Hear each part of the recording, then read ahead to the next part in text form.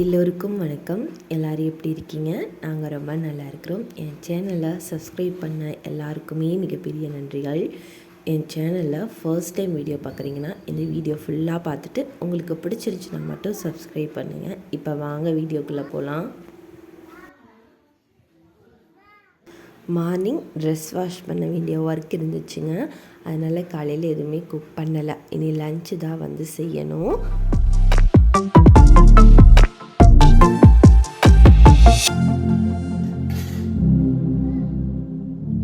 Money plant வச்சு 1 மந்த்துக்கு மேலேயே ஆச்சுங்க.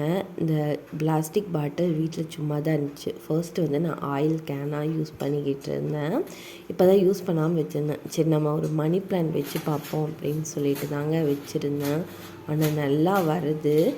அப்பப்போ 1 வீக்குக்கு ஒரு தடவையாவது வாட்டரை வந்து நான் சேஞ்ச் பண்ணிடுறேங்க. இதோட 2 இலை வந்து விட்டுருக்கு.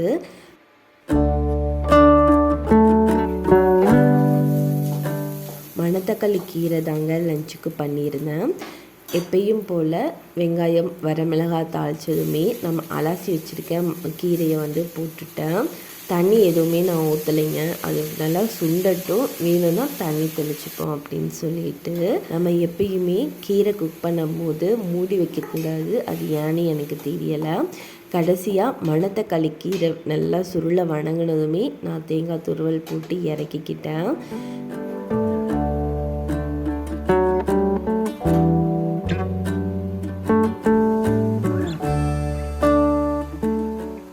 எங்கள் வீட்டில் புடலங்காய் வாங்கிட்டு வந்தாங்கன்னா மோஸ்ட்டாக நான் செய்யவே மாட்டேன். அது ஃப்ரிட்ஜில் தாங்க இருக்கும்.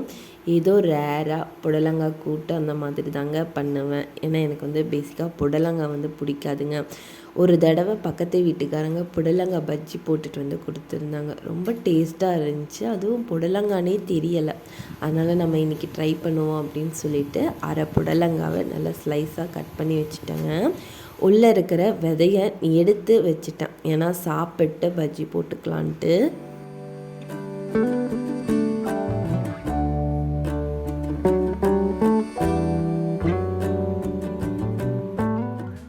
பஜ்ஜி மாவுமே நான் முதல்லே கலக்கி வச்சுட்டேங்க. கரெக்டாக வீட்டுக்காரங்களும் வந்துட்டாங்க. சாப்பிட்றதுக்கு எல்லாமே எடுத்து வச்சுட்டேங்க. வீட்டுக்காரங்களுக்கும் துகிலனுக்கும் வந்து ஒரே பிளேஸில் உட்காரணும்னு சண்டை. கடைசியில் எங்கள் வீட்டுக்காரங்க வந்ததும் அவன் கரெக்டாக கட்டலுக்கு கீழே உட்காந்துட்டான். இப்போ என்ன பண்ணுவான்னு பாருங்கள்.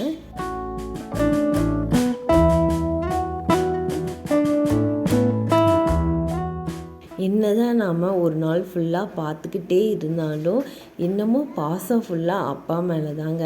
அவர் வந்தால் போதும், அவர் பின்னாடியே தான் போய்கிட்டே இருப்பான். என்ன அவ்வளோக்கா வந்து டிஸ்டர்ப் பண்ண மாட்டாங்க. தயிர் இருந்துச்சுங்க, உரையூற்றி வச்சுருந்தேன். தயிரும் கீரையும் வச்சு சாப்பிட்டாச்சுங்க. சாப்பிட்டதுக்கப்புறம் புடலங்காய் பஜ்ஜி போடுவோன்ட்டு பஜ்ஜி மாவில் டிப் பண்ணி போட்டுட்டு இருந்தாங்க. நான் போட போட ஹஸ்பண்ட் எடுத்துக்கிட்டு இருந்தார். பார்க்குறதுக்கு ஆனியன் பஜ்ஜி மாதிரி தாங்க இருந்துச்சு.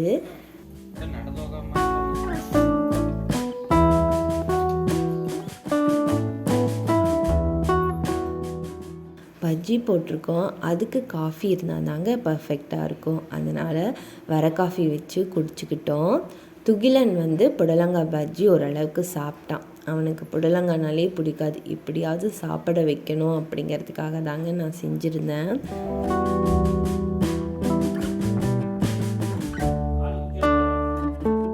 நாங்கள் 2 பேரும் ஒன்றா உட்காந்து எதுவுமே பண்ணக்கூடாதுங்க. பார்த்துட்டு இருந்தான்னா நடுவில் வந்து உட்காந்துப்பான். இன்றைக்கி என்னோ தெரியல, வந்துட்டு போயிட்டான். பக்கத்து வீட்டுக்காரங்க பழனி போயிட்டு பஞ்சாமிர்தம் கொண்டு வந்து கொடுத்துருந்தாங்க. கரெக்டாக எங்கள் வீட்டுக்காரங்க சாப்பிட்ருந்தாங்க. அவனுக்கு இனிப்புனா ரொம்ப பிடிக்குங்க. அதனால் எனக்கும் வேணும்ட்டு என்ன ரகலாக பண்ணுறான் பாருங்கள்.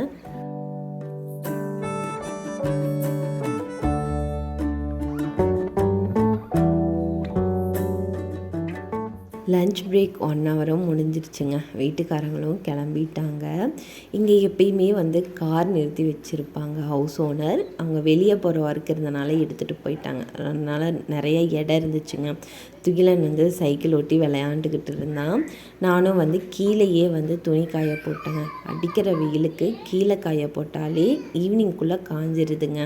அவரையும் வழி அனுப்பி விட்டுட்டு துகிலனையும் வந்து தூங்க போட்டுட்டேன்.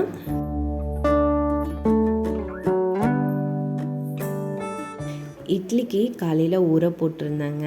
அவனை தூங்க வச்சுட்டு இட்லிக்கு அரைக்க ஸ்டார்ட் பண்ணிட்டேன். நார்மல் இட்லி மாவுக்கு அரைக்காமல் மாப்பிள்ளை சம்பா அரிசி வாங்கிட்டு வந்திருந்தேங்க.